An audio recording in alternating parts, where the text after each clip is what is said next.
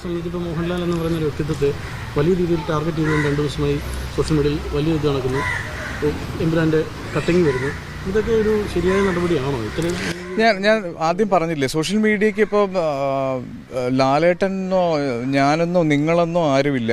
Social മീഡിയയിൽ നമ്മൾ കാണുന്ന ഒരു ട്രെൻഡ് എന്താണ്, ഒരാളെ കുറ്റം പറയാൻ 5 or 6 പേര് തുനിഞ്ഞിറങ്ങിക്കഴിഞ്ഞാൽ അവരുടെ സപ്പോർട്ട് ചെയ്യുക എന്നുള്ളതാണ് നമ്മൾ സ്ഥിരമായി കാണുന്നത്. അത് സോഷ്യൽ മീഡിയയുടെ ഒരു ട്രെൻഡാണ്. ഞാൻ പറഞ്ഞില്ലേ, നമുക്ക് നേരിട്ട് അഭിപ്രായം പറയാൻ ധൈര്യമില്ലാത്ത ആളുകൾക്ക് എപ്പോഴും ചെയ്യുന്നത് ഒളിച്ചിരുന്ന് അഭിപ്രായങ്ങൾ പറയുക, കൂവുക, ഒളിച്ചിരുന്ന് കല്ലെറിയുക എന്ന് പറയില്ല. അപ്പോൾ അതിൻ്റെ ഒരു വകഭേദമാണ് പല സമയത്തും നമ്മൾ സോഷ്യൽ മീഡിയയിൽ കാണുന്നത്. അപ്പോൾ ആളുകളോട് പറയാനുള്ളതും അതാണ്, നമുക്ക് ആവശ്യമില്ലാത്ത വ്യാഖ്യാനങ്ങളിലേക്ക് കൊണ്ടുപോകാതിരിക്കുക.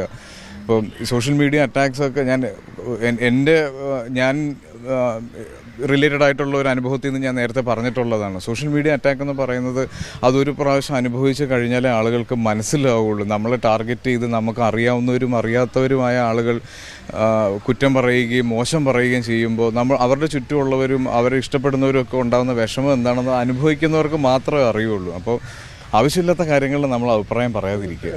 അപ്പോൾ ഇത്രയും സംഭവം മോഹൻലാലിൻ്റെ ഇങ്ങനൊരു കേരളത്തിൽ അദ്ദേഹം നടത്തുന്നു.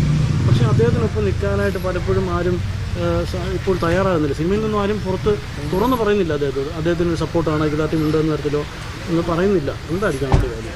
അതെനിക്ക് തോന്നുന്നത് ആ പർട്ടിക്കുലർ സിനിമയെ റിലേറ്റഡ് ആയിട്ടുള്ള അഭിപ്രായങ്ങൾ വരുന്നത് കൊണ്ടായിരിക്കാം. ഇപ്പം സിനിമയെക്കുറിച്ചുള്ള സംസാരങ്ങളാണ്. അപ്പോൾ തീർച്ചയായിട്ടും ആ സിനിമയുടെ പിന്നണി പ്രവർത്തകരാണ് ഇപ്പോൾ അഭിപ്രായങ്ങളായിട്ട് മുന്നോട്ട് വന്നിരിക്കുന്നത്. ഇപ്പം നമ്മൾ എല്ലാവരും എന്താ ചെയ്യുക, ന്യായം എന്താണെന്ന് നമുക്ക് തോന്നുന്നത് ആരുടെ കൂടെയാണോ അവരുടെ കൂടെ നമ്മൾ നിൽക്കുമല്ലേ നമ്മൾ ശീലിച്ചിട്ടുള്ളത്.